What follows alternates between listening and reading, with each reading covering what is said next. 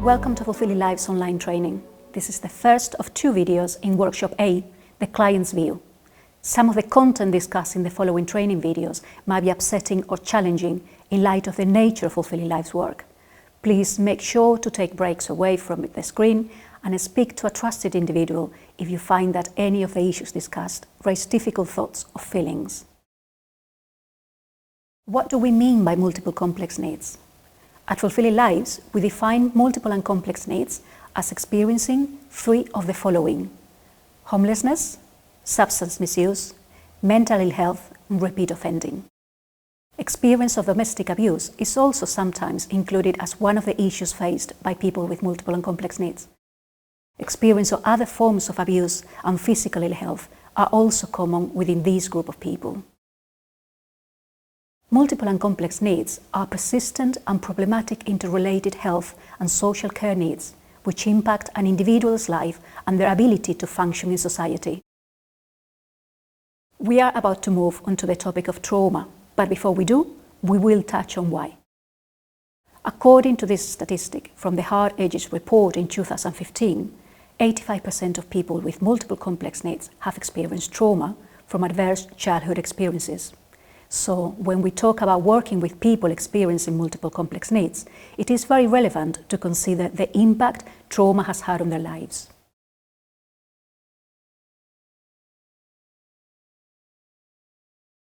I was dealing with addictions to street and prescribed drugs, and I was sex working. I felt alone, frightened, lost and ashamed. I was also carrying a lot of trauma.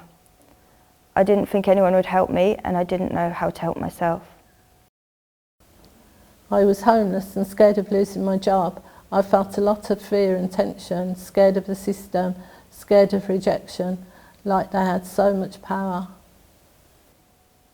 I didn't have any money and I didn't know what I was going to do or how long it would take before I knew. I was completely without confidence and didn't feel there was anything I could offer the world or myself. Despite my circumstances, I still felt ashamed.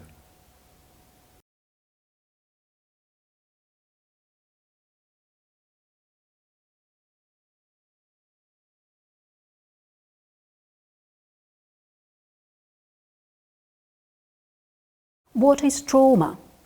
The manual used for diagnosing mental health issues in America, the DSM-5, defines trauma as an experience of serious physical or psychological threat that includes threat of death, serious injury or threat of serious injury, sexual violence, continued exposure to unsafe environments and experiences.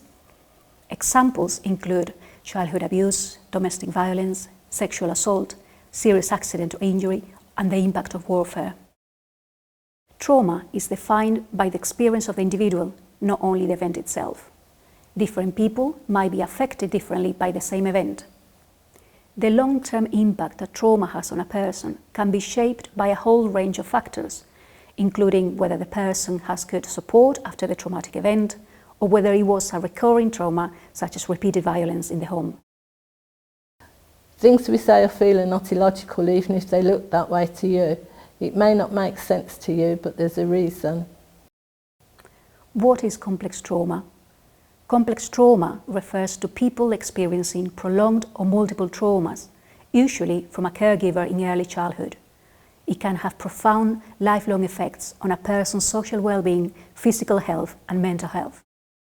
When we are considering people with multiple and complex needs, it is typically the case that they have experienced complex trauma, and these might have persisted throughout their lives. For example, experiencing violence as a child and then experiencing abusive relationships in adulthood. They might not have a clinical diagnosis of complex post-traumatic stress disorder, but nevertheless have been affected by complex trauma.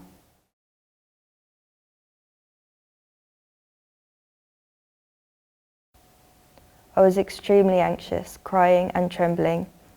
I didn't know who to talk to about specific problems, so I just told everyone everything, and I was expecting bad outcomes. I definitely wasn't asking the questions I needed to. I was feeling paranoid and expecting negative outcomes. I felt I was being told the minimum of what I needed to know, and probably came across as someone really nervous, like a trembling cat. I think I came across very dejected and low on confidence. Looking back, it must have been quite apparent to the staff. Approaching a service, I felt anxious, not trusting and fearing judgment based on some negative experiences I had before.